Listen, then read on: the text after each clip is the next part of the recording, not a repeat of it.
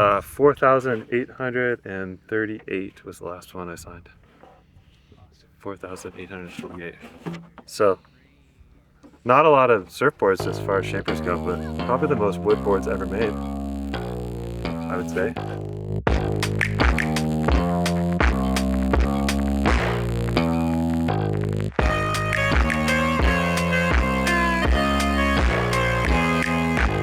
I'm Danny Hess, wooden surfboard shaper from San Francisco, where I have my wood shop, build boards, and surf.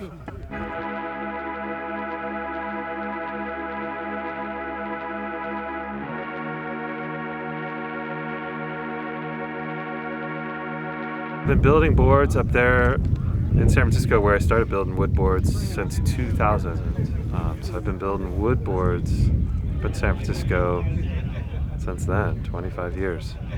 I decided to start building wood surfboards because I was really focused on sustainable design and building. I was doing construction and remodels, and I had my contractor license, and I was taking on big construction projects. So I was trying to evolve and do things as sustainably as possible and in all facets of construction. And so I wanted to integrate that philosophy into my surfboards. And I had been building foam boards, and I just wanted to pursue a way of building a surfboard that was going to last far longer and be built out of far more sustainable material.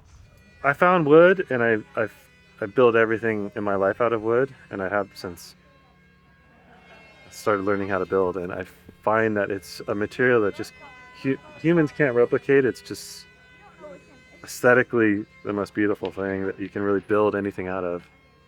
It has a flex and a adaptability and a resonance to it that no synthetic material really accomplishes. For me, foam just feels plastic.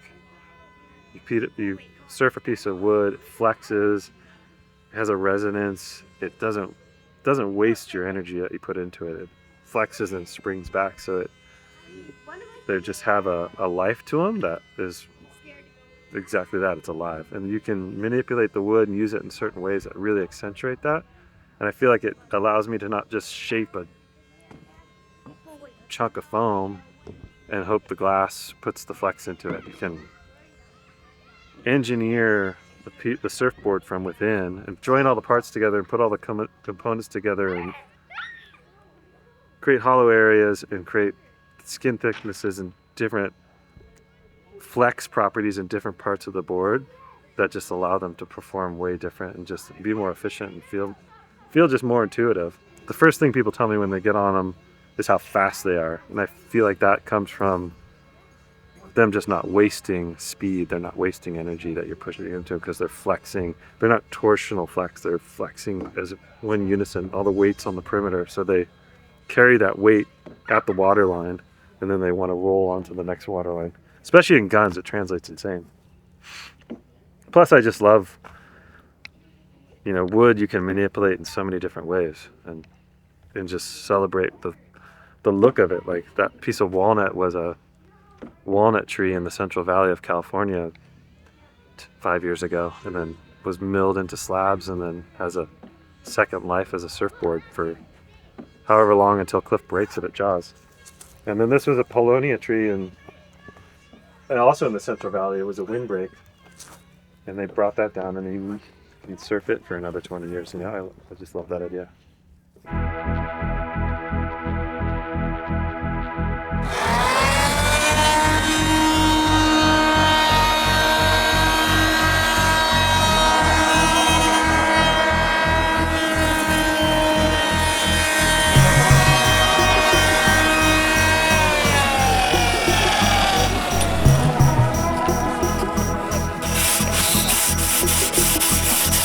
First one. This thing is heavy as shit.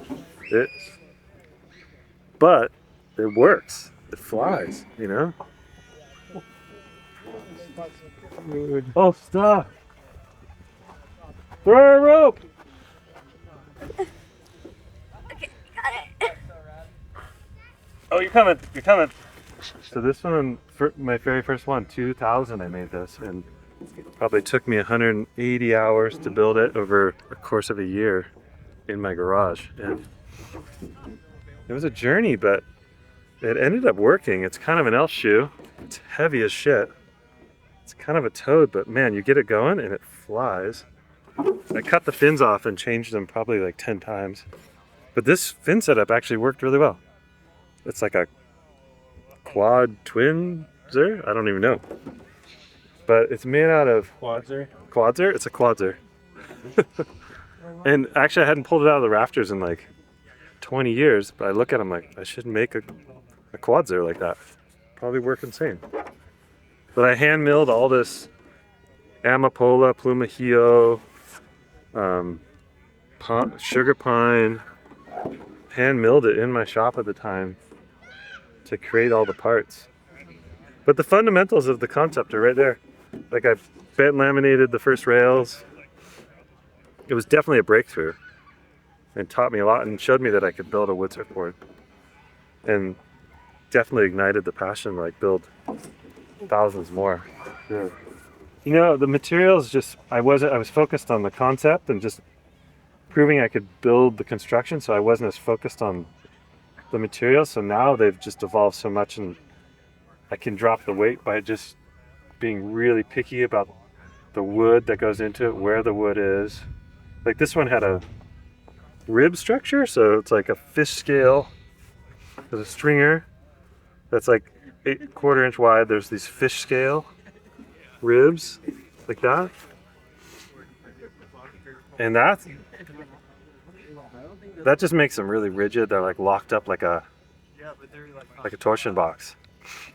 And then in contrast, this is like the up-to-date newer version concept where it's like this thing probably weighs 6 pounds right now, 5.5 pounds, and once I shape the rails out, it'll be 5, and then I'll glass it and it'll be 6. So it's light as a normal board, but if not lighter. But they've evolved. Like I'm using different materials. The poplar cork rail combination lets the rails flex. There's an internal frame that's made out of recycled EPS foam, so it still has the same sort of concept structure, but they're like half hollow on the inside, depending on the shape. 4,838 was the last one I signed.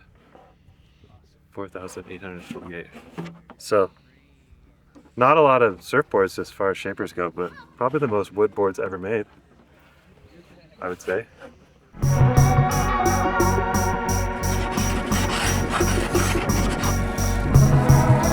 That's always been the joke with myself. I'm like, fuck, maybe I should have been a regular player.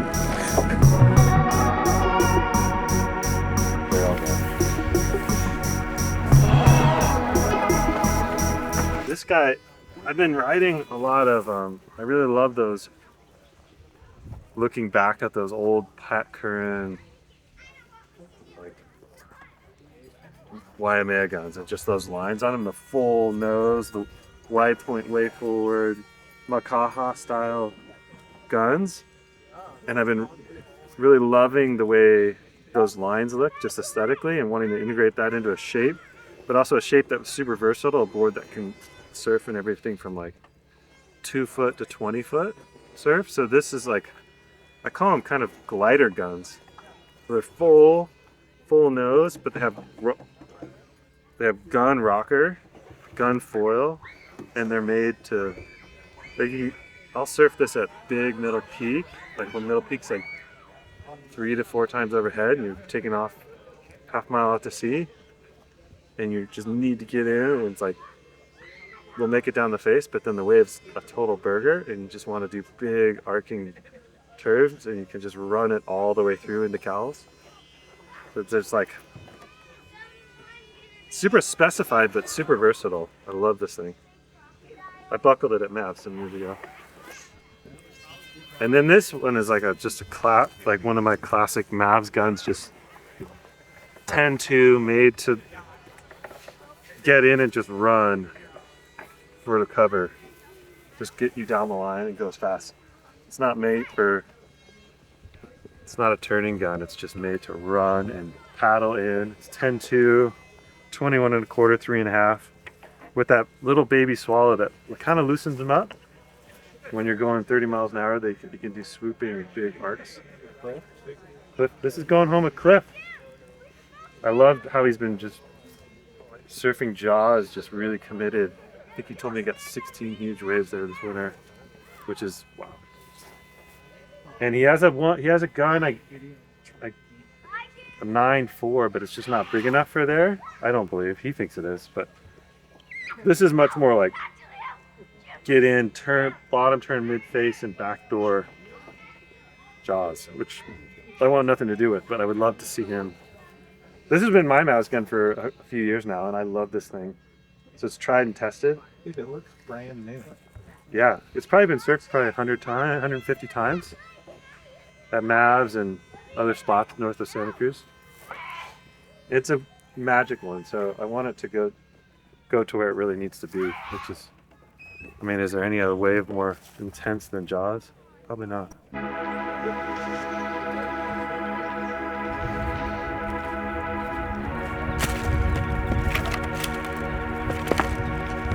I made it for myself for a boat trip I was doing with this guy, Dan, and Timo, and I made like a whole bunch of.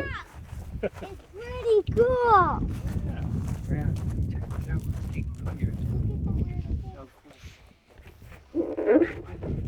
And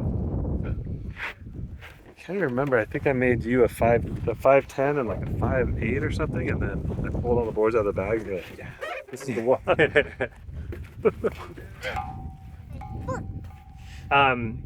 Yeah, so I something came up and I watched that footage again, and I was tripping out, and it reminded me that I don't know if I ever told you guys, but that those couple of waves, there were two specific waves that day, were Like behind the foam ball. well, what it was is that I'd been there like 10 years before that, and I was with Sonny Garcia, and I got one of the waves of the day, and I was super, super deep, and I jumped off, and I don't think I could have made it, but from the footage, it looks like I jump off on a 15-second barrel, like I just like at the beginning of the barrel just jump off, like the way the angle was.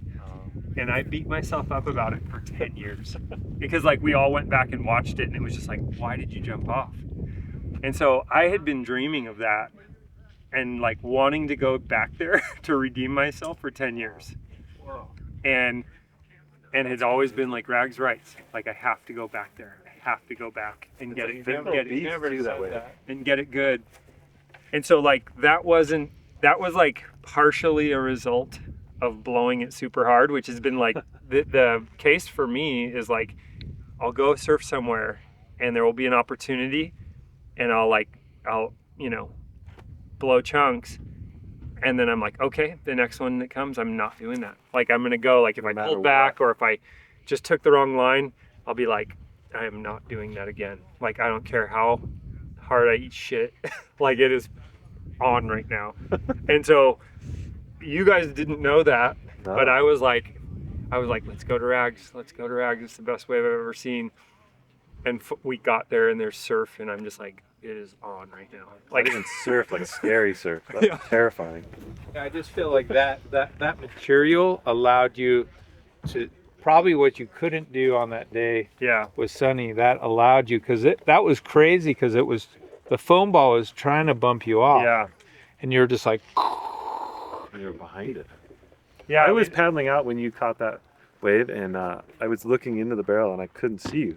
Yeah. For a large portion of it. The bigger one. The big one. The bigger one, yeah. Because you were behind, like, and there's, you can see like the top of your head in the foam ball, and then the exit was like another 15 feet down the line. And you was like over the top of that thing, like compressed over the top of it, and then that day was insane. Yeah.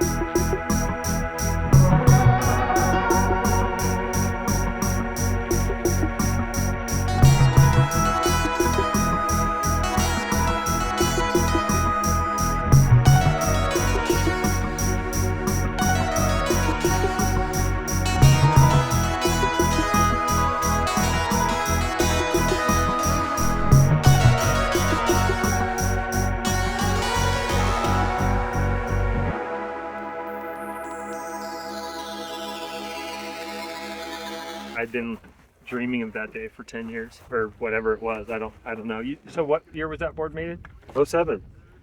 So What, like 2008? yeah, so Probably. so 2008, and when we went. and when I went to Indo on that trip, it was I think 10 years before that.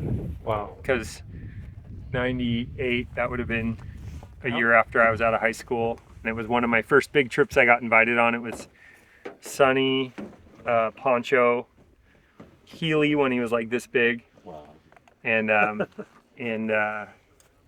yeah, we got it, but I didn't, I hadn't surfed waves like that much, so I was still figuring it out. I mean, because that's the thing is when you, for me anyways, it's like you can know a session's amazing, but it takes a while to know it was like one of the best sessions of your life, like it takes 10 years to look back and go, Yeah. that was like, that's never going to happen again. Like that is out of control. It's interesting though that all those things came together, and in reality, that board made it possible Yeah. for that to happen. Yeah. Because it was very distinct, that line, and you needed all of it. Yeah. All of it. You needed it to be a quad. You needed it to be that composition of a board, just to like, because that was fucked up.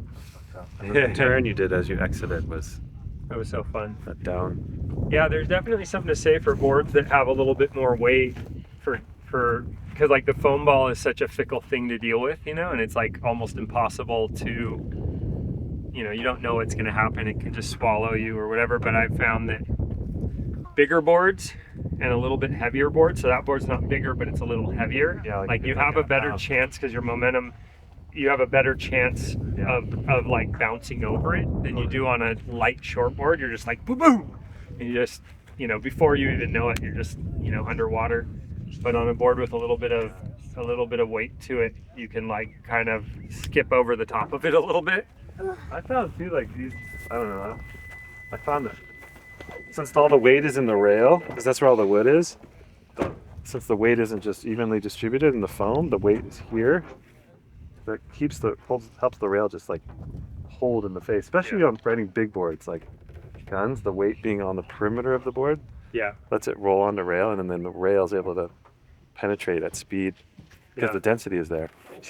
What's the composition of the board? This one is this was like a crazy step in the evolution. Like he was pushing me to make them as like light as possible. And we made some that were really light, and they just exploded. Yeah. But does it have foam in it? This one has like the perimeter frame out of poplar and cork. Deck this is poplar, and then there's a recycled EPS frame on the inside of this, so it's like hollow to here, and then there's like a V panel of foam here that for compression of your foot, and then another one like this. Oh, I thought the whole thing was foam inside. No. It's like mostly, this was probably 60% hollow inside. Yeah. And then the deck and bottom are vacuum molded. Yeah. This thing, everything about this board looks good. I don't even make that model anymore. That was like your signature sort of. Let's relaunch it. I didn't think we ever came up with a name for it. Yeah. I think we made a couple after this that were double bump with a tighter little swallow. Mm-hmm. Those work. This one right here, like, sometimes it's been however many years, like almost 20 years or something. Is it, wait, you said 07 I made it, so geez, 18 years. Yeah. That board. And you could easily look at a board that old and be like, oh, things have changed and it's a little dated. And this board looks perfect still, Yeah. 18 years old. Whereas this one looks a little dated. That one looks a little dated.